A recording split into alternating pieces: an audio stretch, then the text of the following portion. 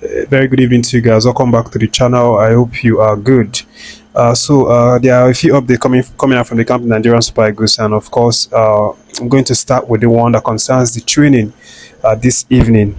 If you followed my video earlier today, I updated that the guys, already continued their training in preparation for the Cameroon game, and of course, that training has been really intense and has been ongoing because of course that the game against Cameroon is just 2 days away, and the boys are really in training, giving their 100% to work with Peseiro in terms of the strategies, of course, and the plans.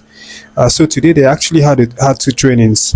One was in the morning, and there was another one this evening, and thankfully the whole team came out to do the training.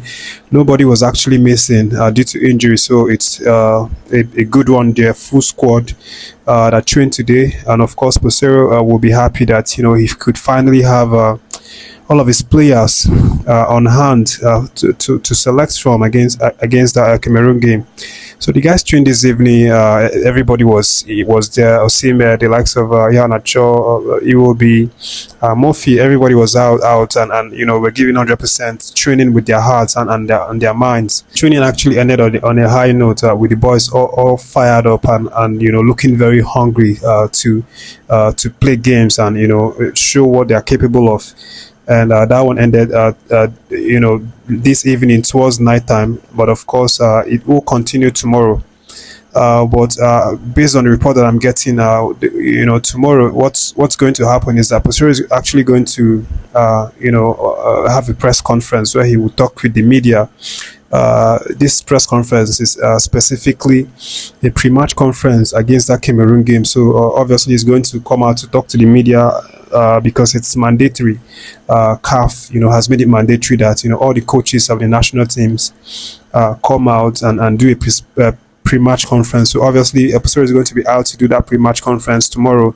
The time wasn't exactly clear, but of course it could be anywhere around late morning, early afternoon.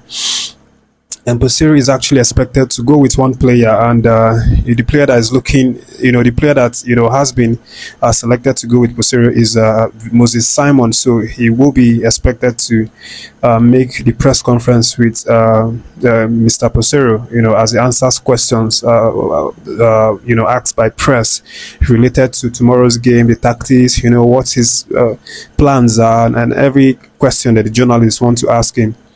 But that aside, that tomorrow is still going to be a day that they will train, of course, but it won't be for long. According to the update I'm getting, they're going to just train for 15 minutes, and then that training is going to be an open training where reporters can have the opportunity to actually cover the training, take pictures, take videos, and all of that of the players and the coach as well.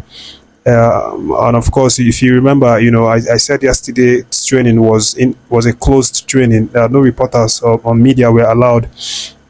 And of course, today's training was also the same. No media coverage as well. But tomorrow's one is going to be an open training where reporters and journalists can actually partake in that one. But it's only for 15 minutes. But after that one, tomorrow they are going to rest and hope to recover, in time for Saturday's game against Cameroon. And of course, that one is going down around 9 p.m. On Saturday. And, all the hype, all the excitement is being channeled towards this one. And, of course, we expect some massive, interesting showdown for that one. So I'm just going to leave this update and go straight to the one that concerns Kenneth Omeruo. Omeruo actually had a moment with the media, ahead of, where they asked him questions ahead of the game against Cameroon on Saturday. As you know, he's one of the oldest players who has, had experience with the Super Eagles, when they played Cameroon in the past. So Omeruo was very optimistic when he was asked about what he thinks about the game on Saturday. He was very optimistic, and he thinks that Nigeria has an upper hand he thinks that Nigeria has an advantage, over Cameroon in a way because, we've actually played them a number of times, 7 times, in total in Afcon. And of course, Nigeria has, had the better of Cameroon, and the most recent results in Afcon being the 2019 clash that we faced them in the round of 16, just like this one, with we won them by 3-2.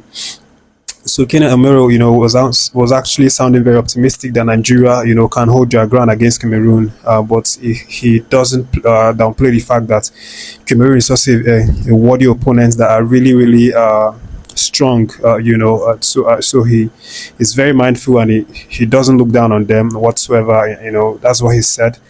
But of course, he goes further to talk about the guys' training and commitment, that they've been training all through, and they are committed to the strategy, the plans, especially what Coach Peseiro is lining up, in terms of the tactics to face that Cameroon match. So he said, they are really working hard, and of course, hopefully it's going to pay off for them, and